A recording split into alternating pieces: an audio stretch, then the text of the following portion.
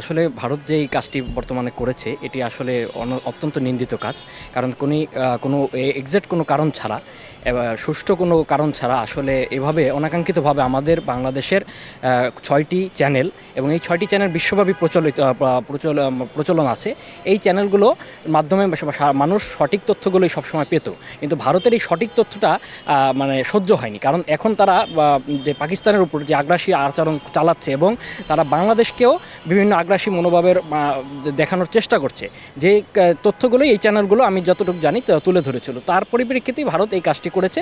এটার আমি তীব্র নিন্দা ও প্রতিবাদ জানাচ্ছি, এবং আমাদের ইন্টারিম গভর্নমেন্ট আমি আশা করি অবশ্যই এর পিছনে সামনে গুরুত্বপূর্ণ ব্যবস্থা নেবে, যাতে এই ধরনের প্রোপাগান্ডা ভারত আর কোনো দিন চালাতে না পারে।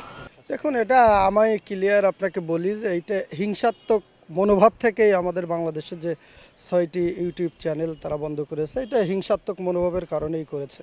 তার কারণ আপনি দেখতে পারেন যে 5ই আগস্টের পরে বাংলাদেশ থেকে যখন শেখ হাসিনা পালিয়ে যায়, তারপর একমাত্র ভারতই কিন্তু তাকে অবৈধ কায়দা আশ্রয় দিয়েছে। এখনও কিন্তু তার কাছে আপনাদের জানা থাকার কথা পাসপোর্ট নাই। তারপরেও আমাদের বাংলাদেশের যে ইন্টারিম গভর্নমেন্ট তারা কিন্তু বারবার তার অবৈধ কর্মকাণ্ডের কারণে তাকে ফিরিয়ে আনতে যে পদক্ষেপ, সরকারিভাবে যে পদক্ষেপ তারা নেওয়ার চিন্তাভাবনা করছে।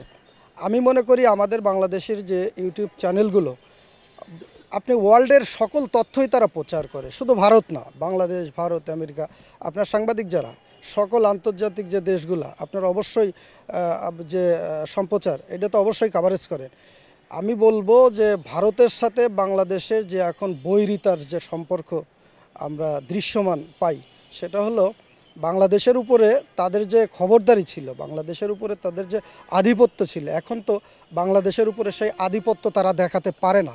এই হিংসাত্মক যে মনোভাব এখান থেকেই তারা করেছে। বাংলাদেশ বর্তমান যে গভর্নমেন্ট, ইন্টারিম গভর্নমেন্ট, আপনারা হয়তো কালকে দেখেছেন যে ওনাদের যে প্রেস উইং, ওনারাও আমাদের দেশের স্বার্থের জন্যই এবং দেশের স্বার্থের জন্য টিকে থাকে, সেই জন্য তারাও কিন্তু হুঙ্কার দিছে যে ভারত যেহেতু আমাদের বাংলাদেশের যে জনপ্রিয় চ্যানেলগুলো, তার ইউটিউব চ্যানেলগুলো বন্ধ করেছে, এর যুক্তিযুক্ত যদি কোনো তারা তথ্য না দিতে পারে, যুক্তিযুক্ত কারণ দর্শাইতে না পারে, তাহলে বাংলাদেশও পদক্ষেপ নেবে পরবর্তীতে।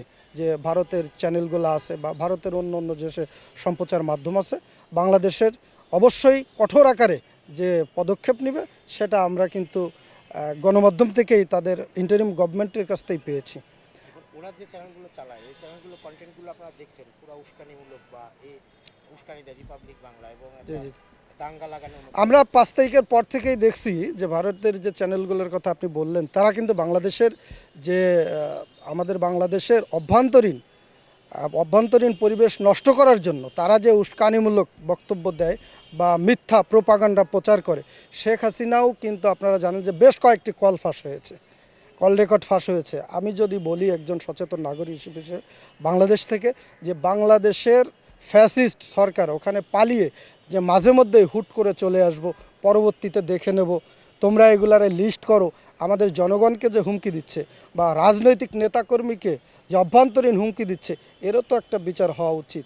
আমরা বাংলাদেশের জনগণ হিসেবে বলতে চাই যে একজন ফ্যাসিস্ট, একজন অপরাধী এবং গণহত্যাকারী, তাদেরকে ফিরিয়ে দেন, তাকে এই দেশে হস্তান্তর করুন।